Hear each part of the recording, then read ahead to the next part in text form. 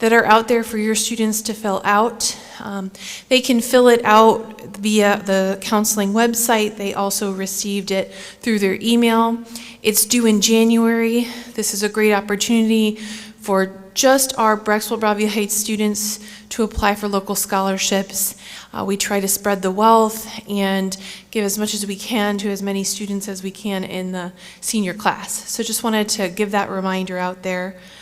Also, once we are done with the evening presentation, if you have any general questions for the group, we're more than happy to answer those questions up here at the podium. If you have any individual questions, I would just encourage you to come up here and ask, but then also Sharon will be sharing her appointment information where you can set up your own individual appointment and get any additional help with the FAFSA you may need. Having said all that, I'm going to turn it over to Sharon. Thank you. Thank you for everybody who came out today, and I understand we have some folks at home. So first off, if you've been in here, I did see a bunch of people using the QR code to sign in, so if you've done that, I really appreciate it. And if you haven't, I'll actually be sending out a PDF of this presentation, and the counseling department will get it to you in the next day or two. So you'll be able to see it in depth and, you know, pass me your information through that as well. So just in case you don't know what College Now is, what we are is a college access and affordability organization. So we're kind of helping you make sense of this whole process. I will be honest and tell you that I know what it's like to be in your shoes. I have 3 children in college right now, and I have 1 behind. So I have done exactly what it is that you're going through, so I know what it's like. I've seen a lot of the problems and the questions and the issues that come up. So hopefully, you know, some of my own experience and lots of my own education will help you out. So we're going to go ahead and get started. Okay, so just college affordability, paying for college, definitely daunting. So we're going to talk a little bit about understanding the financial aid process and the timeline. Knowing the different types of financial aid. I know that people are already getting things through their email or through the mail and offering things that maybe it looks like a loan, maybe it looks like a scholarship, maybe you're not quite sure what it is. So we'll talk a little bit about the difference of those. We're going to talk about the FAFSA, which is the Free Application for Federal Student Aid. And it's probably one of the most important documents that you're going to be filling out. And you're going to need to fill it out every year that your child is in college. So we'll talk a little more about that. We'll talk about the CSS profile, which is an additional document that some schools will ask you to fill out for financial aid that comes directly from their school. And just to go back to the FAFSA, we'll talk about why everybody needs to do it. Some people think that there's absolutely no way that they're going to get any type of aid whatsoever, but aid comes in a lot of different packages. In a lot of schools, just for merit scholarships are going to require that you fill it out. So it is really important to pay attention to. Okay, another quick QR code that the counseling department put together. There were a handful of handouts for all of you, and they didn't want to print and kill a whole bunch of trees. So we did put them online. Again, if you don't get it here today, it will definitely be coming out from the counseling department shortly. So I'll give you guys a chance to scan that in because I know they had a bunch of documents on their Google Drive. And it talks about, there's things about the FAFSA and things about filling it out. Talks about costs for some of the colleges that your children are going to apply to in state, whether they're private or public. So it just gives you a lot of information.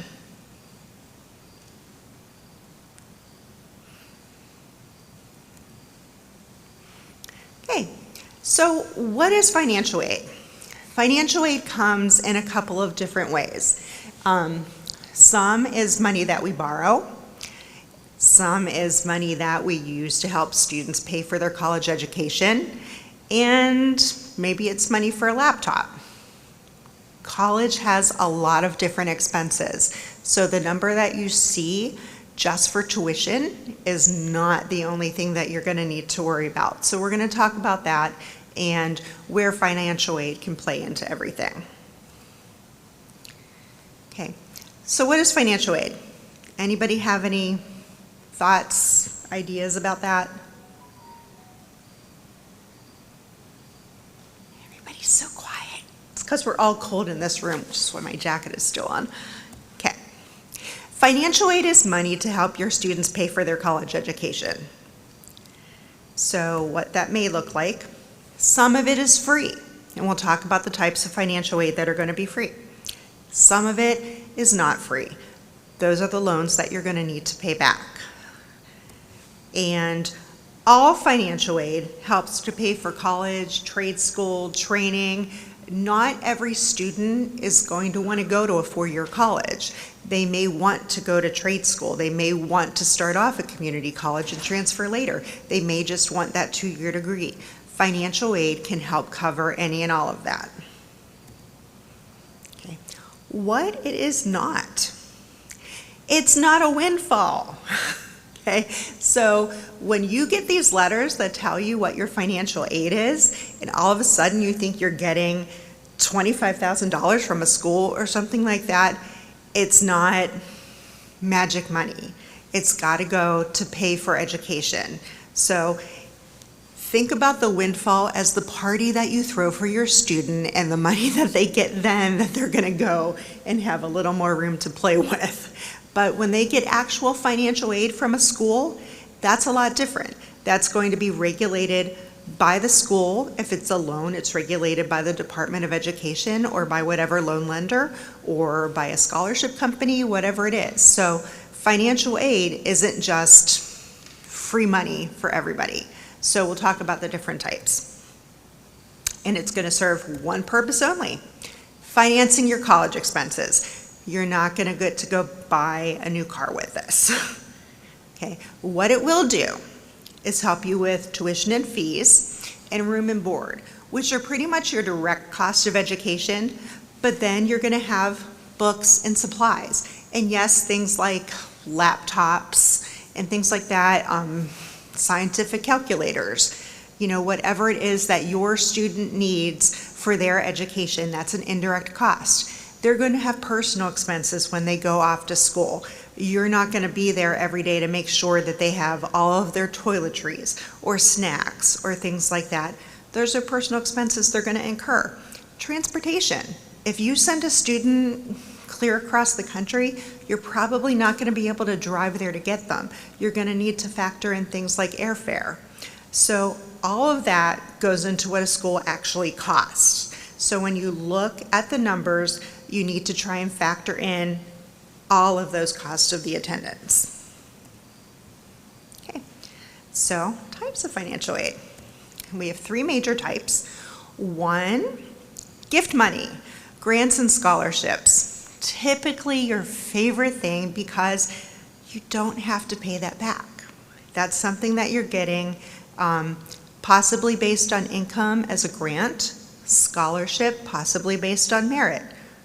Earned money is federal work study, and that is something that will be based on your FAFSA form, so your student can get an offer to get work study, which means they can work on campus. And what they're going to do is once they get on campus, they can choose to accept that if they want it. And what they do is they work through the work study office at their campus, and they can work at the rec center. They can work in a campus office. They can work at the front desk of a residence hall. There are tons of things that they can do. And that money technically is used to pay for tuition, but what you'll see most students do, it's the paycheck that comes every couple of weeks, and it's covering their personal expenses, which are all part of the cost of attendance. But it is money that you're earning, and they are working for it, but they don't have to pay it back. Okay? Borrowed money, and that's where you're getting educational loans. There's educational loans that you can get from the U.S. Department of Education, and then there are other loans that you can also get through private lenders, and we'll talk about those in a little bit. Okay, so grants. We talked about that really quick. Need-based, usually come from the government and the college, and when you fill out the FAFSA, which is the form that actually just opened up 2 days ago, October 1st. So you can actually go online and start filling those out now. Grants don't need to be repaid, and they come from the federal government. Some colleges will offer them independently on their own. There are just, some schools, some Ivy League schools, some historically black universities will have them, other schools will have them, and just it will be from their own pool of money that they have, and they can offer those grants to your students. So for example, if you've ever heard of the Pell Grant, that's a federal grant program. So that's one of the ones that you'll hear. Scholarship money. Scholarships can be need-based, merit-based, circumstance-based, can be any of those things. So if your students are walking out of here, with really good grades, testing scores, which sometimes schools are still looking at, perhaps not for admission, but they may still be looking at them for scholarship money. So that's something to definitely keep in mind for your students. That scholarships are money that you're getting from your institution or maybe from a private organization. Maybe your work sponsors something. Maybe there's something in the community. I know you talked about the Brecksville grants. We have tons of different resources on the College Now website, and there are definitely lots of scholarship websites out there. Do not let your children discount the things that are $250. They may think it's only worth it if it's $5,000. It's not. The 250s add up. The more you go after, the more you can get. So scholarships don't need to be repaid. That's the best thing about them. Okay. So for scholarships, when you're looking for them, you want to think about very, very specific things. So, definitely academic achievements. Certain majors at certain schools, like some schools may offer more money for one field than another school does. Underrepresented students are eligible for a lot of different scholarships. Definitely think local. We definitely have a lot of different organizations in the Brecksville, Broadview Heights area that have ideas to look for. I would also look for students going into STEM. Ohio has STEM scholarships. So there are lots of things out there. You just have to be willing to, and your child has to be willing to put in the legwork. And that's really what that comes down to.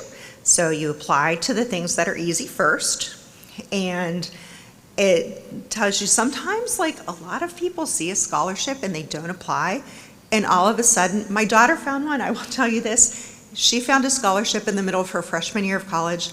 All she had to do for it was submit a transcript of her high school grades. And it was a $1,000 scholarship for each semester for a year. And that's all she had to do. And literally, she found it on a search website. And if your students will put the time and effort in, you can find things like that. But it's the question of actually doing it. Okay, and I said we do have lots on our website. Okay, work study we mentioned before. If you are awarded it, you go to campus, you get your paycheck. Students can use it for whatever their expenses are. If they still have an outstanding tuition bill and they want to put it on there, fine, they can definitely do that. If they want to use it, for their own personal expenses, that's fine. That's something I think that you can talk about with your son or daughter, the best use of that money. And if you have money that you earn from work study, you don't get penalized on the FAFSA for it. Like, they're actually allowed to claim so much money that they make in a work study thing. So that's not going to affect them later. Okay, borrowed money. Now, this is a whole different story. You have federal student loans that are coming from the U.S. Department of Education. You have your subsidized loan and your unsubsidized loan. You're subsidized, basically they're paying the interest for you while you're in school, at least half time. And then your unsubsidized loan, it's actually accruing while you're in school. So that's why, that obviously you see the different interest rates. Those interest rates, I think actually it tells you that they're set every July, and they remain for the life of the loan unless you consolidate them. And then those interest rates can change. That's something students will consider doing after graduation. There are Parent Plus loans, where if you have a gap in funding and you need to look for some additional money, there is a Parent Plus loan. The interest rate is 7.54%. There are private loans. Those are the things that you're getting solicited for in the mail or in your email and things like that. And I think it's really important to look for things like that with a critical eye, because if somebody's asking you to pay time or money to get their loan, it's something worth questioning. And I'm sure that, if you come and see me, I can help you evaluate that, and the counseling department can as well. So, okay. So this is just a little bit more information about the loans. And with the direct subsidized and unsubsidized loan, your student's actually borrowing that money. They're going to be the one responsible to pay that back. And every year, what happens is the amount that they can borrow goes up just a little bit. You start off your first year at $3,500, and the school actually tells you what amount, in your financial aid package that they're able to borrow. So you'll actually get that from the school. You'll get something based on the FAFSA form that you filled out. You actually have like sign-ins and things like that, and that will, you'll use those as signing in for promissory notes and things like that, which is another reason the FAFSA is such a big deal. And same thing with the unsubsidized loan. Again, the student's the borrower. With the Federal Plus loans, you guys are the borrowers. So they will check your credit history. Your student is probably much too young to have one, so they're not going to worry about that. But with a parent, they will definitely be checking that kind of information about. And that's a loan, just like most regular loans that we see, where as soon as it's dispersed, it's already going into interest accruing. So that's something to think about. You can actually defer your payments until your student graduates, or you can start repaying right away. It just kind of depends on your circumstances. Okay, so we're gonna talk, we're not gonna watch this video, we're just gonna talk about it. Okay, so the FAFSA is the free application for federal student aid, and the Department of Education actually oversees it. So what happens is you're actually going to put in some of your financial information into this, and based on what comes out of it, you get an estimated family contribution. That does not mean it's the exact amount of money that you're going to be paying for college. It will give you a ballpark idea of where things stand. Okay. So for every year, for every student that you have in school, you will need to fill out a FAFSA. So that's just one thing to keep in mind. It's just October 1st every year, it opens up. And the sooner that you fill it out, especially I would say your first year, there's more money in the pool to get to. There's more money in the merit scholarships that's sitting there. So the sooner you get that information in, possibly the better it is for your student. Okay. So the EFC is the number that they give you. That is what your expected payment is. And it's not going to change from school to school. It's literally like one set formula that the Department of Education comes out. It's not based on if your student went to a private school that's $80,000 versus your state school that's only $20,000. So it's going to be just general across the board. Okay. So it gives you an idea of, from the FAFSA screenshot here really quick, of what your family contribution could be. So like it says, it's not how much aid you're going to receive or how much you're going to have to pay. It's just going to give you an idea of what could be expected. The specifics of it will come later from the colleges that your student applies to, and they will get an award letter from their school. You'll get something called a student aid report first that gives you that estimated number. But then once your student applies, you'll start getting award letters, and it will give them more specifics from each school.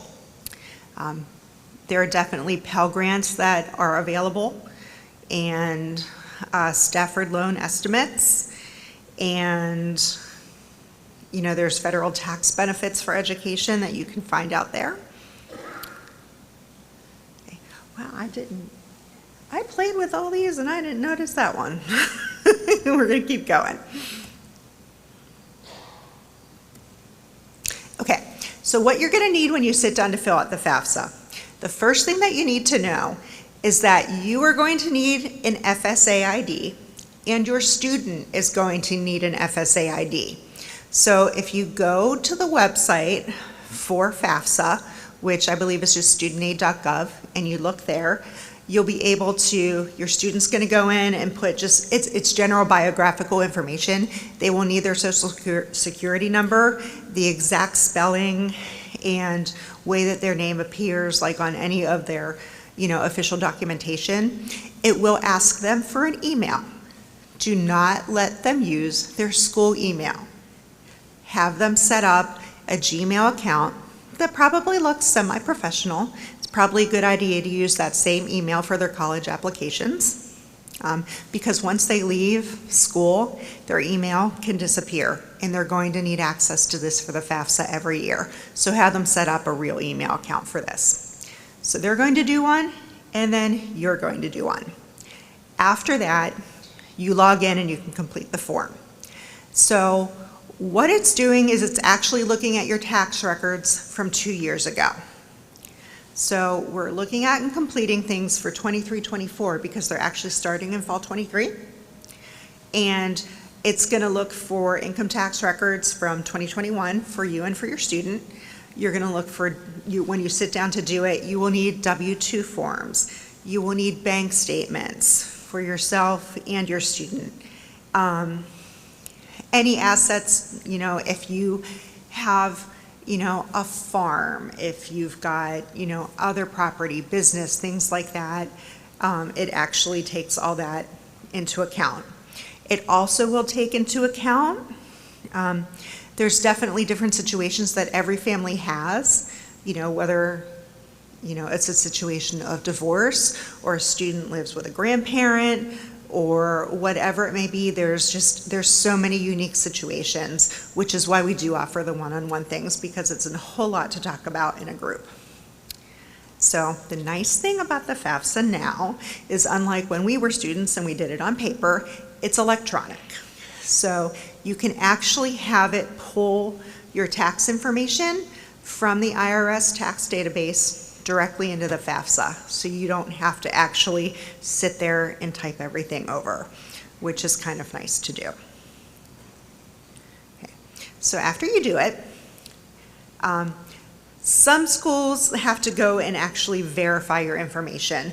So occasionally you will get contacted by a school and they will ask you to follow up with some more specific information, from your W-2s or whatever. That is not every student that needs to do that. It's kind of independent depending on the school and your situation. The CSS profile we'll talk about in a couple minutes. There's a bunch of slides, but I think we're gonna try and simplify it a little bit. I'll give you an idea of what that is. Special circumstances. These are based on things that, you're giving them numbers from 2021. Between now and then, we were still living through a pandemic. People's life situations could have changed. There might be, loss of income, different medical expenses, all of that stuff. If you have a special circumstance like that, please go to the institution that you think you're going to be attending, and they will, you can give them that information. I see that all the time now from even my students' institutions, where they will let you know to come and let them know what the situation is, because when they know that, they can possibly make an adjustment in financial aid for your student. So it's definitely something that's available because life happens. Okay, so what verification is? That's usually when the college asks you to get a little more information and just verify some of the stuff. They're not going to actually go into your, bank accounts and look at everything. You're still sending the information to them. So, but they're just asking you to submit some of those extra documents. Okay, CSS profile. Has anybody ever heard of this Okay, of course Nancy has, she's with me. Okay, for anybody who hasn't, it is an extra document that is used for financial aid funding. You will see this used a lot at some of your private schools with a much higher price tag. So we're looking at schools like Kenyon, Denison, Case, Oberlin, Worcester within the state. Definitely lots of your Ivy League schools, things like that. Okay, and what they're doing is they've got additional funding sources of their own. So they're asking you for more information. So what you can do, it's another online application. It's actually run through the College Board itself, as opposed to the FAFSA, which is run through the Department of Education. But you would do the FAFSA, and if that school wants the CSS, they will let you know. It will be somewhere in their documentation that they want that as well. But you'll need for that, tax returns, but they're looking for something a little more recent. W-2 forms, bank statements, any kind of savings, bonds, things like that. And the reason they ask you is, like I said, there's a bigger funding pool out there for those particular schools. So you can also, it's definitely a lot more comprehensive. I know we had to look at it for one of my daughter's schools, but it does open you up to a whole other pool of funding. So there is their website on the College Board, and we'll just go through. Okay, it is free if you had a fee waiver, but I know that you do have to pay for however many colleges you send it to. FAFSA, you can send it to right away 10 colleges if you're doing it electronically. If you need to add more later, you have the ability to do that. With CSS Profile, you're going to pay as you go for how many colleges that you're going to submit that to. And there are waivers if you need them. Okay. And that just gives you a little more information that they're looking for, from students and from parents, any assets, any income, things like that. Okay. Financial changes, special circumstances, like we said, because life happens. There's no other way to put it. Death, disability, laid off from work, medical issues, whatever it is, definitely work with your schools to let them know about those special circumstances, because it can definitely affect your financial aid offerings. Okay. And there's nothing you can really do on the FAFSA to do that. In the CSS Profile, it does give you space to talk about it, but like I said, usually once you get the award letters from your schools would be a good time to approach them and let them know. Say, hey, this is the circumstance, what do we do? Is there anything else that, we should know about filing, or anything you can help us with? Okay. Or award letters usually start coming out, I actually think it's earlier than that now. Yeah. I was going to say that's late.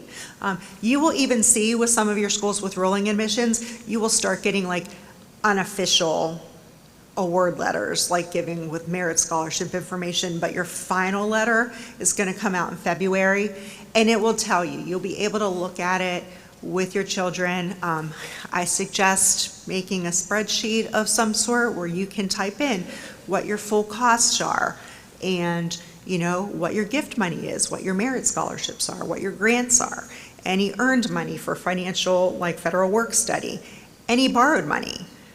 And then if there's any gap there that they need to fill, because the gap is what you need to start thinking about. And that's when you're hunting out there for all those $250 scholarships that are going to add up.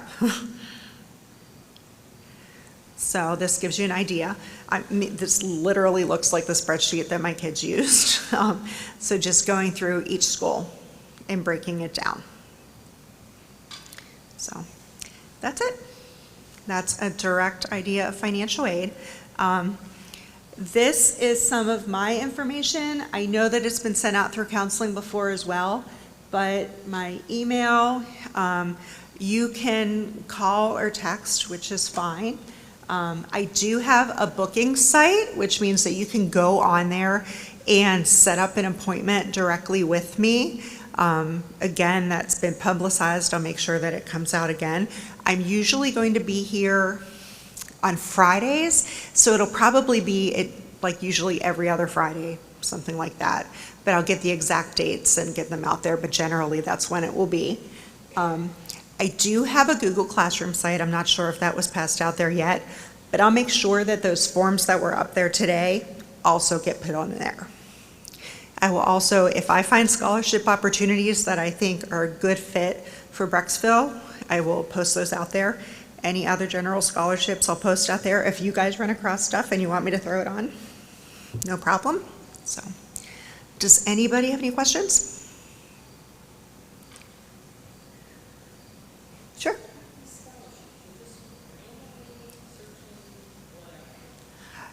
Literally, if you go into a scholarship database, you can usually pull down by like your student's major or interest or activities they've been in, their GPA.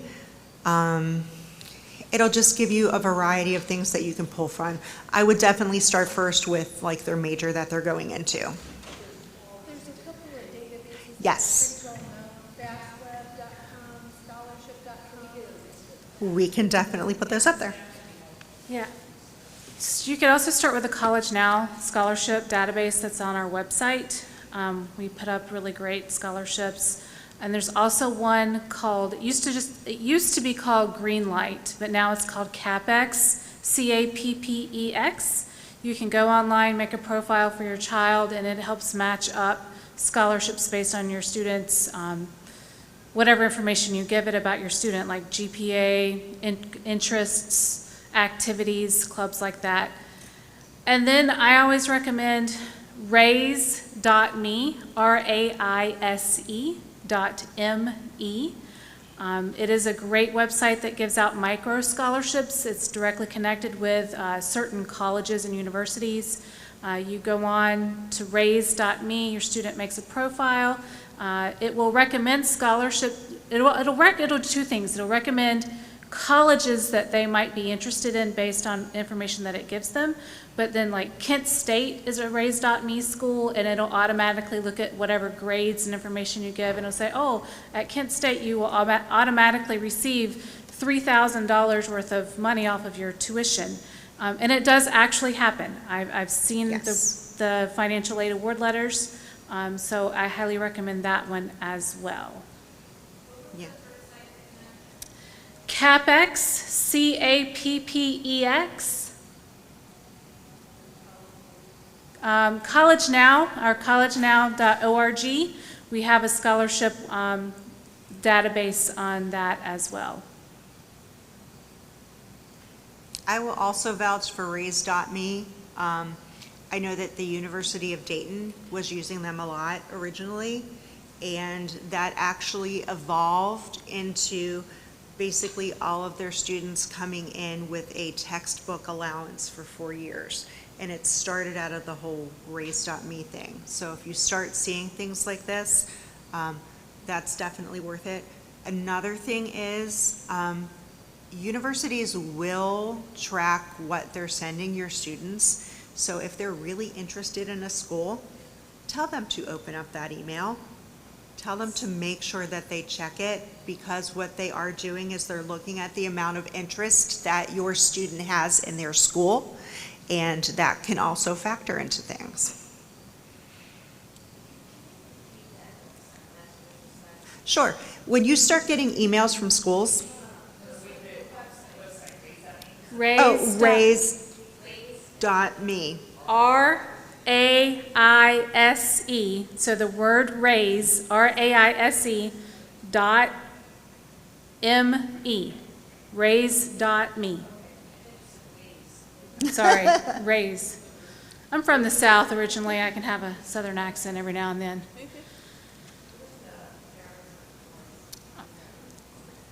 Yeah, that was one slide that was not in here.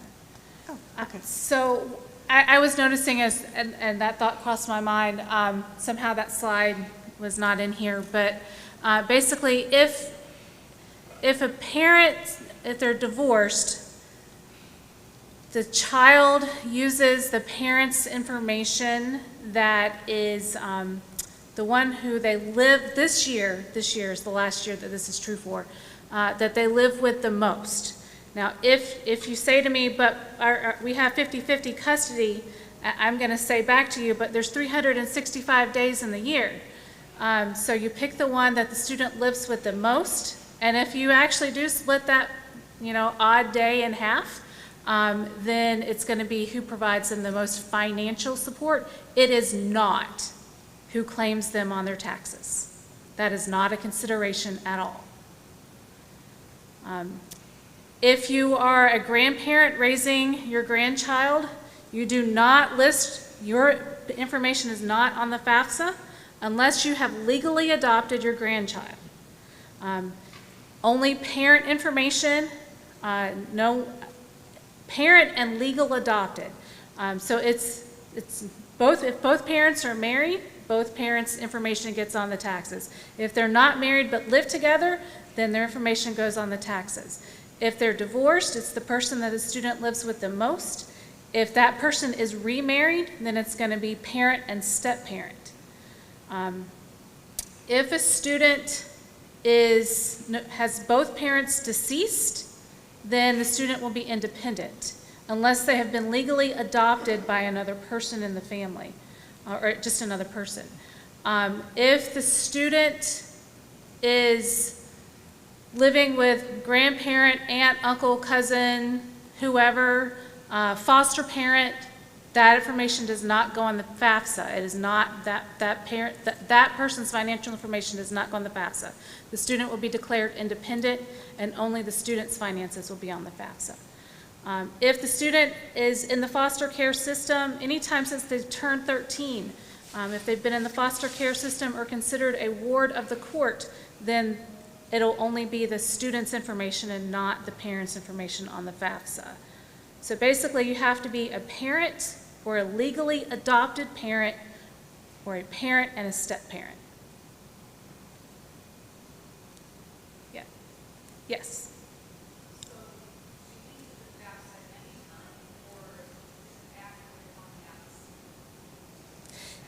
You do your FAFSA, you can go home and do it right now. I will be honest, I have a senior.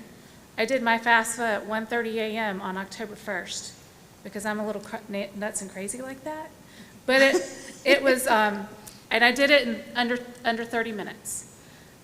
Once you have, it is that easy. It can be that easy. If you need support and help, please make an appointment. You can get your FAFSA done in 45 minutes or less. As long as you come with your FSA ID already made. Right, yeah. Yes.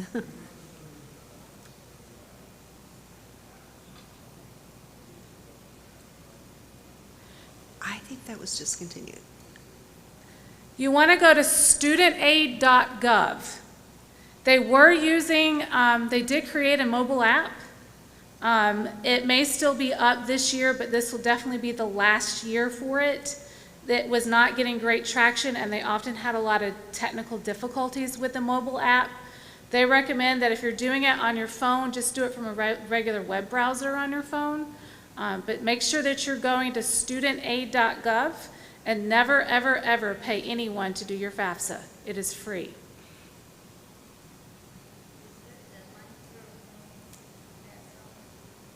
What do you think?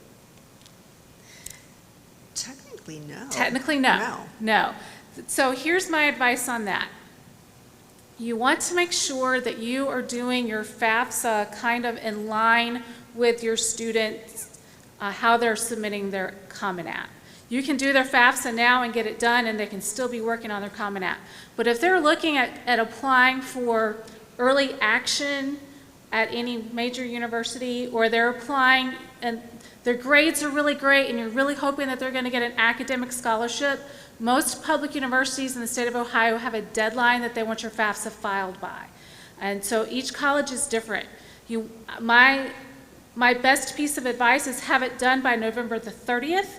December 1 is University of Cincinnati's FAFSA deadline. You might want to aim for November 15th because that's Ohio State's early action admission, so it's always good to get it done by then. You can do it at any time. I mean, you can do last year's FAFSA right now if you have a student in college and you haven't done it yet. It's not too late. The financial aid office might tell you they don't have any money for you, though. That's why you want to do it sooner rather than later. The sooner you get it in, the more aid your student may be eligible for. Right. Right. You can do the, Right. You'll have it yeah, done. oh, yeah. Yeah, my kids, just she's not done list, yet. if they know that they're applying to whatever schools, just list everything that you know. Yes, Yes. yes. Once you get the SAR report, which comes within a few days usually. Yes. You can go back in and basically, like my kid's looking at about 15 schools, I said, give me your top 10. We put those top 10 on there, even though she's trying to figure out which 15 schools she really wants to apply to. Took the top 10, those are the ones on there now. If she decides that she'd rather apply to one of the other ones, then we, now that we've done it, we got the student aid, haven't checked, but we probably get the student aid report back a couple of days. We can go in and you just edit and modify your FAFSA, you take one off, you add one on. But you can only ever have 10 on at a time. Yeah. So you said for the colleges that have rolling admission, if you were to submit the FAFSA today, are we still waiting until February? For an official award letter. They may give you, a lot of schools, may send out their admissions information and say, congratulations, we're giving you this merit stuff, but the remainder of your full financial aid package will not come out until February. Right. If you're applying to like a highly selective college, if your child is going Ivy League, you won't get the admissions letter or the award letter until around April 1st.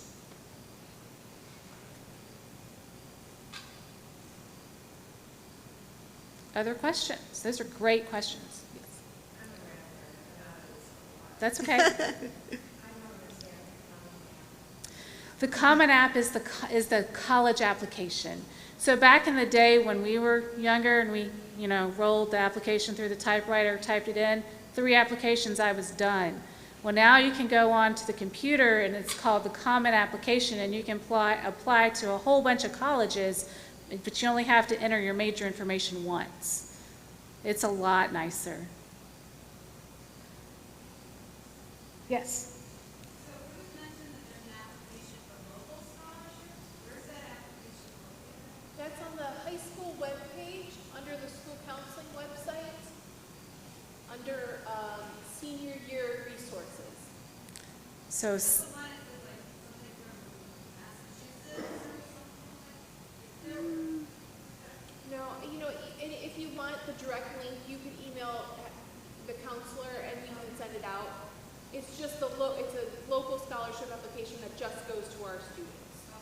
And it's awarded from like the grants that come from the Brecksville Broadview takes, grants and private, monies and that kind of thing. Okay, yeah, so that's looking, but that's a little weird. I don't know. Okay. Maybe that's something. Yeah. But if you just email your counselor, they can send you the direct link too.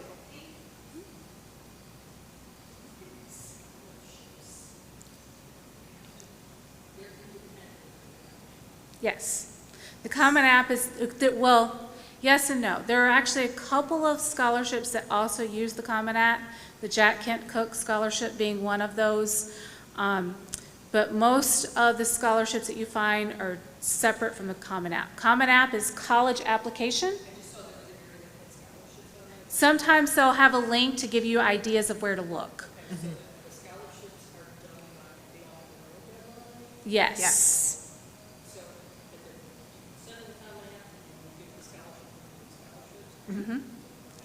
I usually tell seniors that their part-time job their senior year is looking for and applying for scholarships.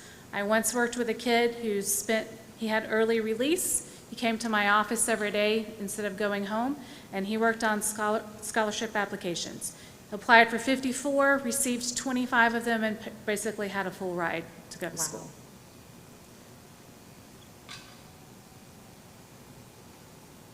He's like my good story. Love that kid. Other questions?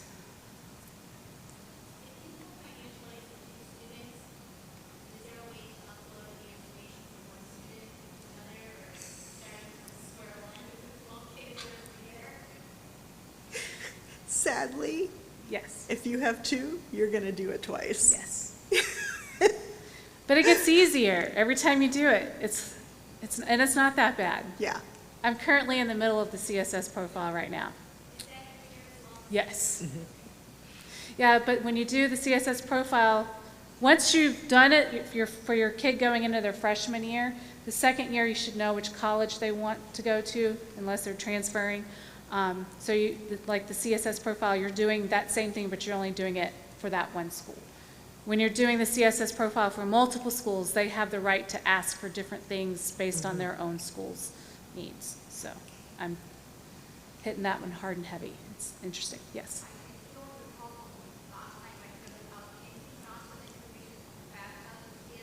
No. No. It is very similar. So what I recommend doing is what I was doing. Yeah, you have if your W-2, if your 1040 tax form is on the computer and you have two screens, you put your 1040 on the one screen, your profile on the other one, and you just tells you line by line what to put in. And you just plug and chug those numbers. Question? Yes.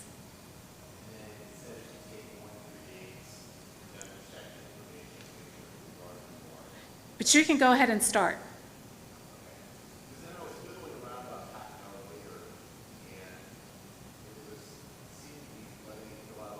Yes. Yes. Hmm.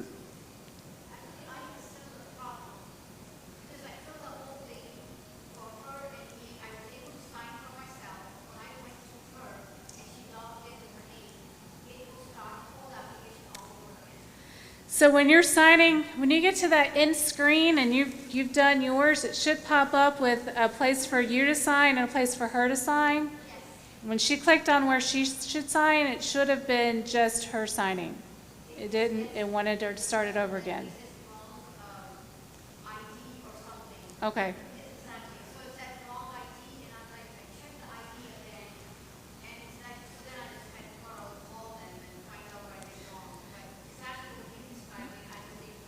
Okay.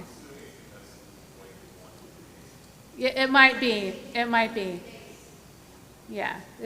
If you have it, yeah. So that's one reason why we encourage families to fill out or create their FSA ID as soon as possible. Yeah.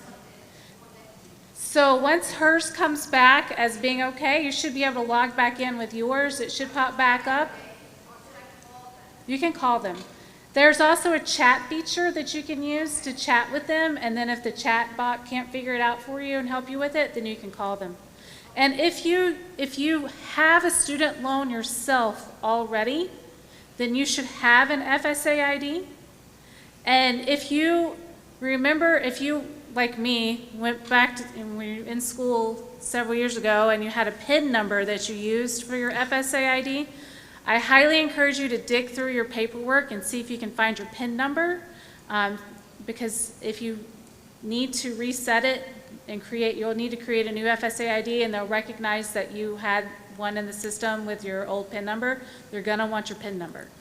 And if you didn't make it a 4-digit code that you can remember, then yeah. Yeah. Other questions? Just to be clear, the student and the parent each need Yes. Yes. Yes. Your own username. So parent has username, student has a different username. Parent has their own password, student has their own password. And it has to be connected to a separate email and phone number. They assume now that every human being in the planet has a mobile phone. So you want to make sure that you're using separate emails and separate phone numbers. Well, it does that when you're in the document. I recommend actually having the student start it. And the student goes in, says, I'm the student, and start filling out the application, because the first third of the FAFSA is all about the student's information. The student, their name, their birthday, what colleges they're looking at, what high school they attend. The second third, so then it gets to the point where it's going to ask the student some specific questions about their parents, and it'll tell you, you are a dependent student. And then it'll say, will you provide information about your parents' financials? And you have to say yes. So then it'll flip over to the parents portion. That's where the parent can then put in the parent FSA ID, and you'll continue to put in all of your financial information.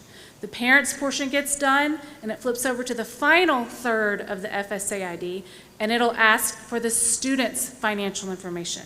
So if your student had a job, filed taxes, has a savings account, a 529 plan, you've got to enter in all that information. And then it'll get to the last section where you finally sign and submit your document.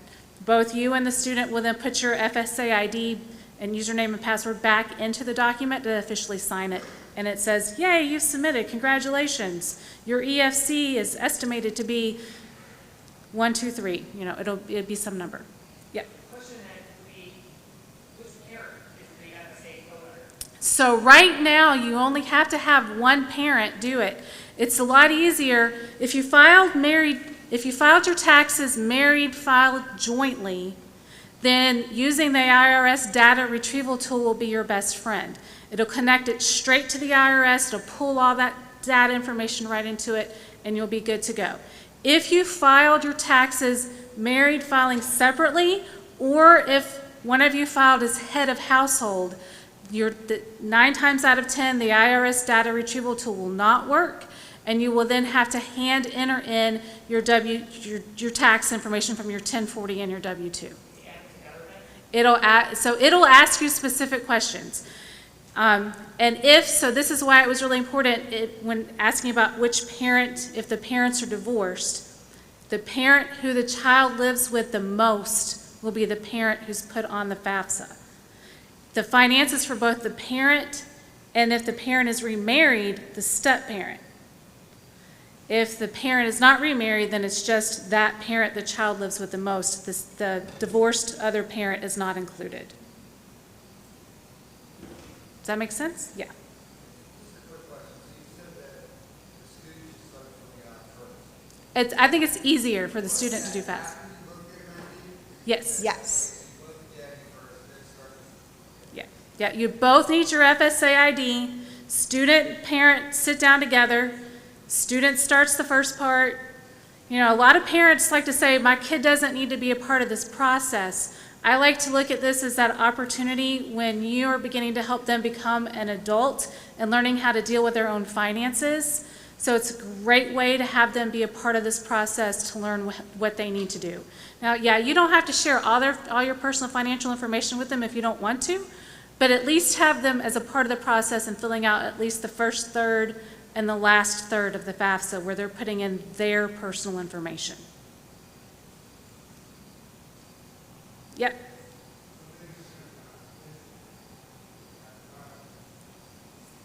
I'm sorry. Yeah. Right. Right. So it's the 2021 cycle. So if your student worked this summer of 2022, then all the information they'll need to tell them is it'll ask one of the favorite questions on the FAFSA. As of today, how much is in an estimated amount, how much is in your cash, checking, savings account? You total that up.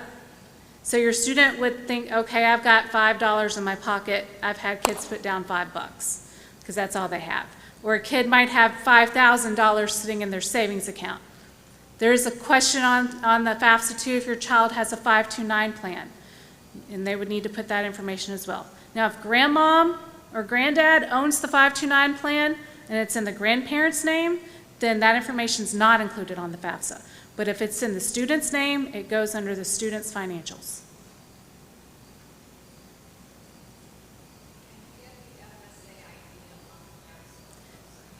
studentaid.gov. That's the only website you need to go to. You go to studentaid.gov, up on the right-hand corner, it'll say Create Account. And when you're ready to do the FAFSA, you go to the section that says Apply for Aid.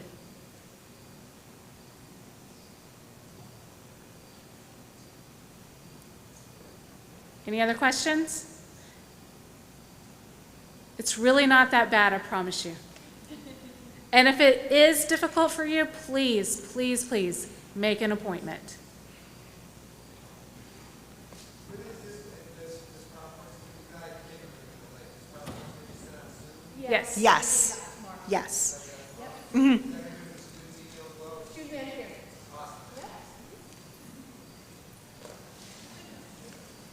Okay, thank you. We'll stay up here in case you want to come ask some personal questions.